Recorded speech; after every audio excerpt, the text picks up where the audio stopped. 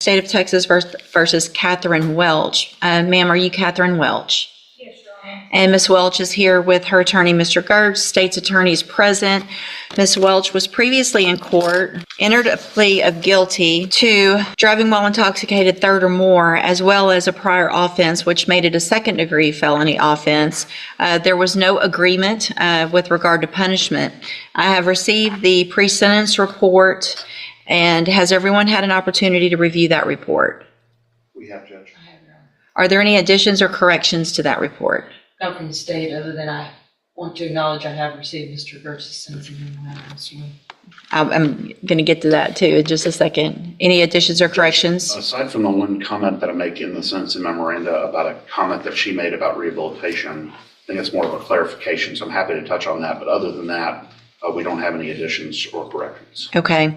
And Ms. Malfino has already stated, as well as I received the sentencing memorandum at 5:47 p.m. yesterday. Going to point that out for the record. The Harris County judge got her sentencing memoranda at midnight, so. Well, it was reviewed quite early this morning, but I did review it. Ms. Malfino, you've had time to review it as well? Same, Your Honor. Okay. Other than that, I think you all should have a couple, there's only a few, but there were some jail incident reports that should have been provided to counsel. Did you both receive those as well? Yes, Judge. I did. Okay. Is everyone ready to proceed with sentencing then? Yes, Judge. Yes. All right. Mr. Gertz, do you have witnesses? I'm not going to call any live witnesses unless the court requires it. When we have a person present from the Dream Center, if the court wants to inquire about that, I would essentially let her come up and talk if you want to have that conversation. But Okay. I think, our focus here is going to be on the topics that we talked about or write about in the sentencing memo. And, just sort of allowing, if the court decides to do what we're asking you to do, we are open and welcome to whatever the court requires of her Sure. to enter and successfully complete. We just wanted you to have that option on the table as well. That Okay. is an option that doesn't cost the court anything. Right. Or the state anything. And for the record, I'm aware of the Dream Center and their program and what they do. And so if I have any specific questions, if we get to something where I would need that, then I appreciate them being here and I'll ask those questions. Ms. Malfino, does the state have any witnesses? No, Your Honor. All right, then argument. Judge, I want to, I recognize this is a unique case and a unique ask that we're making here. This is not something small that we're asking for. I have sort of personally taken Katherine on over the last 3+ years, I guess almost 4 years, as a project for me, if that makes any sense. And what I mean by that is I really wanted to put to the test, could this person do everything that I asked her to do to at least get her an opportunity to be here in front of you asking what we're asking for? She exceeded my expectations by doing the 90-day inpatient rehabilitation.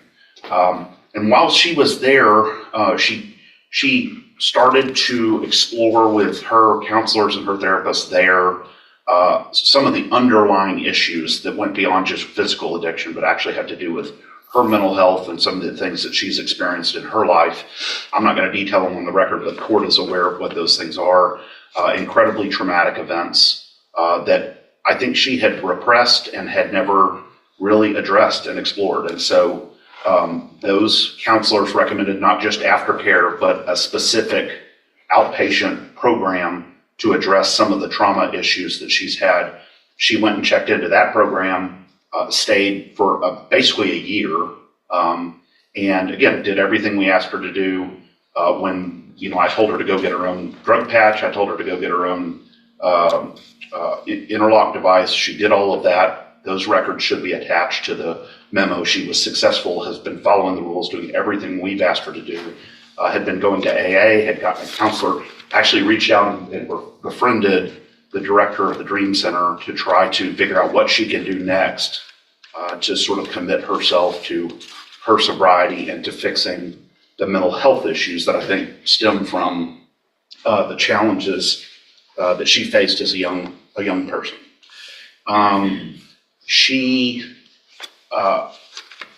sometimes it's easy to look at one side of the ledger, the rap sheet or the criminal history, and think that that defines this person. What I have been fortunate enough to do is to really dig down and get to understand her as a human, and see that all the progress she's made, all the effort she's made, and see what she's done well and all of the problems that she's been addressing well. She's obviously very anxious about this day, but we've been looking forward to this day as well to be able to present that. And I want to go down on the bottom of page 2, address what I was talking about in the CSI. So that I'm not saying that this wasn't the words that came out of her mouth, but when she was asked by one of the examiners in the probation report, she felt she needed treatment. She said she didn't feel like she needed treatment. She wasn't opposed either. I want to clarify what we mean by that. And I say this here, but what she would say, I think, is she did 90 days of detox rehab related treatment, has continued aftercare, has continued mental health care. But in terms of going to a program that is specifically targeted at people who are currently using or currently intoxicated, I think she thought that wasn't the direction that would be ideal. She will do whatever you want her to do, but I wanted to explain what that comment means. And so, because a lot of times, as you know, Judge, private rehabilitation programs will just reject you if you've been clean for 3+ years, as she has. And so they just won't even accept you at all. So I think that was just a misunderstanding or a miscommunication between the probation officer and Katherine. But nonetheless, she's willing to do whatever the court chooses here. Additionally, we've been in contact with her current parole officer. They are willing to keep her on parole instead of revoking her, depending on what the court does here. And so that was encouraging as well. I think we had the same kinds of conversations with them about her recovery and about her efforts. And so I think that was an encouraging sign from them. And then finally, Judge, you see, we didn't want to focus too much on support from the community because, again, this isn't just a run-of-the-mill case. This is a different focus. But she is married. She has a family. She recognizes the impact that all of this has had on her family and her relationships, the strain it has put on her husband, both financially and also emotionally. And she accepts responsibility for that and is asking the court to consider this extremely rare position that we're asking the court to take here. Obviously, if the court would like her to address the court, she is happy to do that, or I'm not sure how you want to proceed on that. Okay, thank you. Ms. Malfino? Judge, I don't envy the position that the court is in this morning. I do take very seriously the comments of Mr. Gertz. I take him at his word for that, and I hope that all of those things are true. It's difficult for me as a representative of Jefferson County and the state and the citizens that are on the roads every day to stand up and say I agree with probation, but I don't disagree with the things that Mr. Gertz has said and the information that is in his sentencing memo. To play the other side of the coin, does it suggest that she received the benefit of the doubt already by me waiving the habitual status that she could have been facing based on her number of priors? Does it seem in good conscience that I can say I ignore all of those priors? Absolutely not. But obviously, we have seen that her multiple trips to the penitentiary have resulted in no change of behavior until hopefully now in these last 3 years. And I do sympathize with Ms. Welch as an individual. Again, it's hard for me as a district attorney, assistant district attorney, to say that I concur with the punishment being probation, but I don't, again, disagree with the comments that Mr. Gertz has. We've had multiple conversations about this case. I know he's worked very diligently at it. I don't really know, Judge, and that's why it's before you, that putting her in prison for 20 years and her getting out in 2 versus an extensive probation period where she can continue the recovery she's been doing is a better option. But again, I don't know what is in the best interest of public safety. Unfortunately, none of us do. So I would defer to the court's wisdom and whatever you think is appropriate based on the volume of information. All right, thank you. Anything else? Would you like to say something, Judge? Your Honor, I just want to say that the past was fueled by drugs and alcohol. I take complete responsibility for that. I did not know from very young when things happened in my life that it could have been, some of it could have been treated and stopped earlier if I had gotten help for my mental health. That after I received this DWI, that helped me get myself to a place that I could go into a treatment program and deal with some of those past traumas. In the past, I didn't. I medicated and drank to just forget about the pain, just numb myself out. I didn't know how else to deal with that. And when I got on my mental health meds, and I have bipolar, I have PTSD, and my mind back then was very chaotic. And I just want to say, after I had my mental health meds, I was able to go through treatment at Santa Maria in Houston, and that place really saved my life. I did extensive 90-day treatment with trauma counselors. It was a trauma-informed community there. And also, when I completed that, I worked an outpatient program, but I still lived on their facility. I went to the sex trafficking and recovery program, and I was in that for about 8 months, where I got the state paid for the counseling for trauma still. And I just worked really hard in that. I got a job while I was in there. And then once that program was over, I moved to a sober living facility in Oxford House in Spring, and I worked there until I felt like I was strong enough to come home and do what I needed to do. And I was in the complete program for right at a year. And I'm sorry, I'm very nervous today, and I know that my past record is, like Ryan said, atrocious. But you know, the things that I had to deal with within myself from when I was a little girl, those are things that you don't go to prison, even in their programs there, that you don't talk about. It's just, you just don't. And I'm asking you, please do not send me back to prison.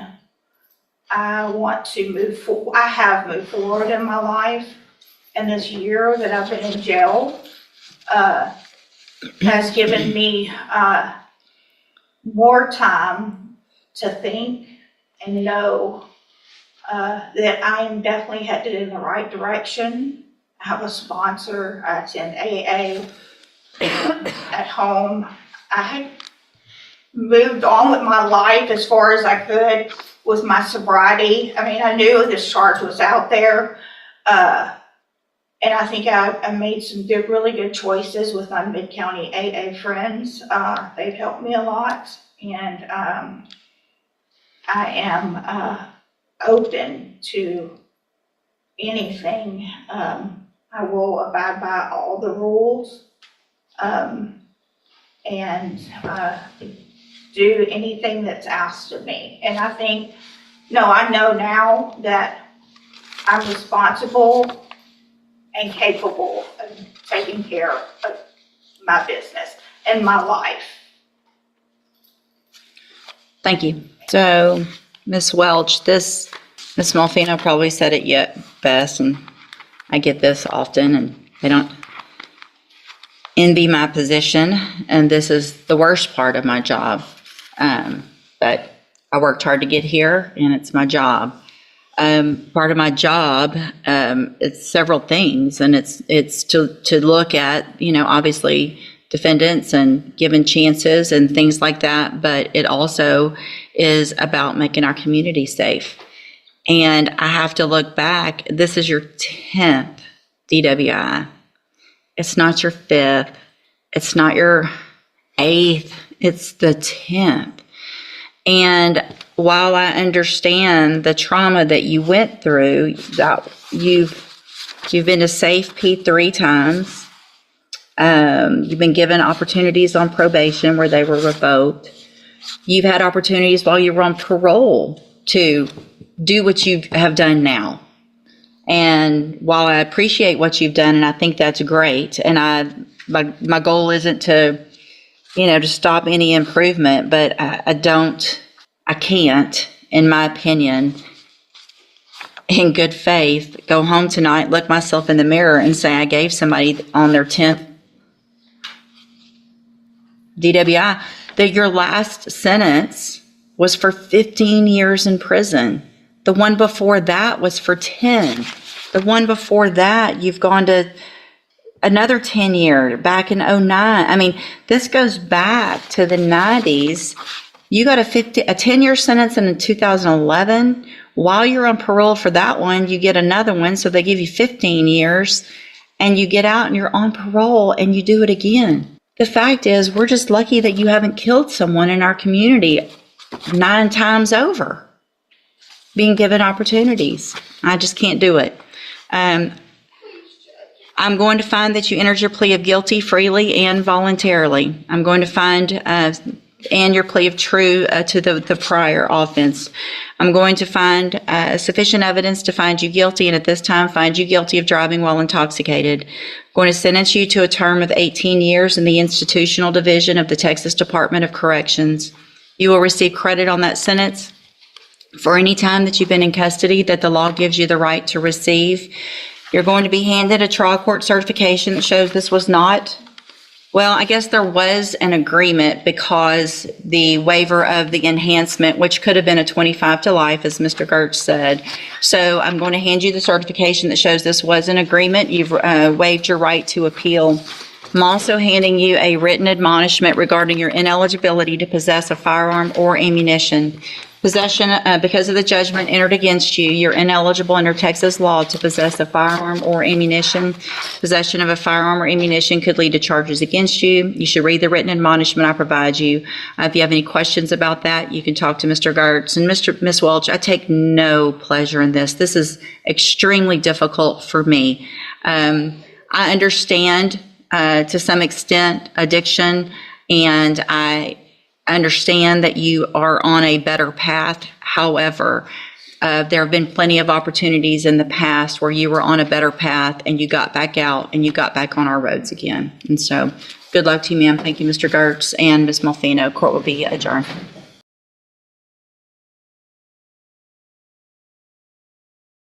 And there it is. After years of struggle, of rehab and relentless effort, the courtroom reminds us that choices have consequences. Katherine Welch has walked a path of recovery, fought her inner demons, yet the law measures not just intent but history. In the end, this moment is about accountability, about the weight of past decisions, and the reminder that even the strongest human spirit faces limits. What does justice truly mean when redemption and responsibility collide?